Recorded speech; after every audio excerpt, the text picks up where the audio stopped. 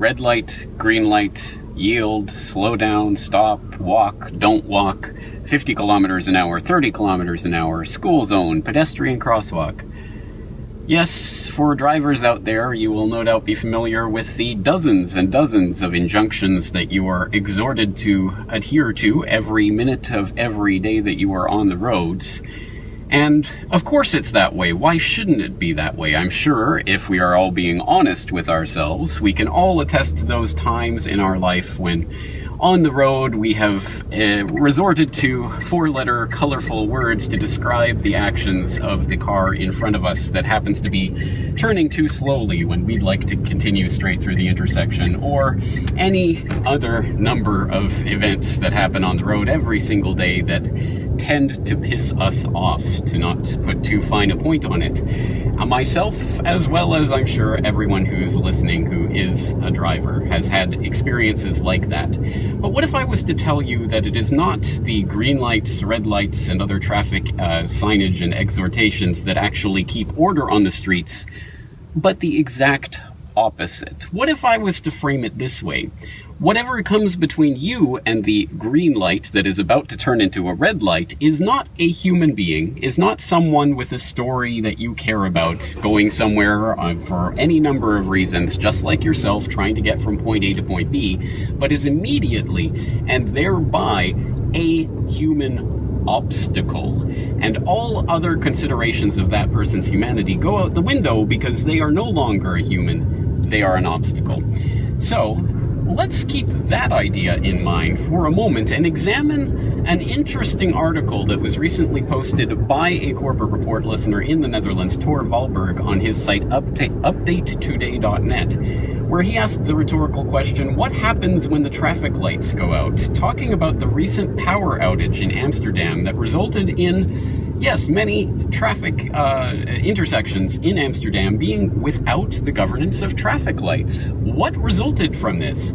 Chaos on the streets, rampage, people dead, all sorts of accidents? Well, no, as Tor Valberg notes, and was surprised to discover himself, actually people didn't turn into marauding, crusading, crazy maniacs trying to kill as many people as they possibly could on the streets. After some period of confusion, people simply deferred to what would be the natural rules, one would think, in such a situation, allowing people right of way when they appear at the intersection first, taking turns. That's a sort of natural human action that arises in those types of moments where suddenly there are no laws, rules, regulations per se bounding our rules of interaction, but suddenly we have to treat other people as human beings rather than human obstacles. It sounds like a crazy, ridiculous idea, but in fact it's a well-documented phenomenon known as spontaneous order, and spontaneous order is actually something that comes from the economic sphere. This has been talked about by various economists over the centuries, but I think it applies to all types of social and human interaction, not just those of the economic variety. So I'm going to be writing more about this idea, generally speaking, of spontaneous order in this weekend's International Forecaster newsletter. I hope you'll tune in for that. I think it should be interesting. But let's just continue on talking about the roads for a moment, because again, this idea of spontaneous order on the roads is counterintuitive, but demonstrable. There is evidence to talk about what we're saying here. For example, those of you who have not seen the pair of YouTube videos called Roads Unfit for People and Roads Fit for People are highly encouraged to take a look at them. They are incredible examples of that type of spontaneous order that arises not from the intricate detail and description and proscription of exactly what has to happen on each road each and every time, but simply by letting people act as natural human beings toward one another. Again, this sounds like crazy theory, but if you actually look, there was, for example, just as one example of many of such examples that have been tried out, in Portishead at the cab stand junction, which is one of the most heavily trafficked junctions in that area, and in which traffic lights were put up several years ago and created a lot of havoc and chaos. the Equality Streets group, headed up by Morgan Cassini, came along to try just a trial. Let's just see what happens if we take the traffic lights out. And for people who haven't seen those videos, please don't go see it, because again, seeing is believing.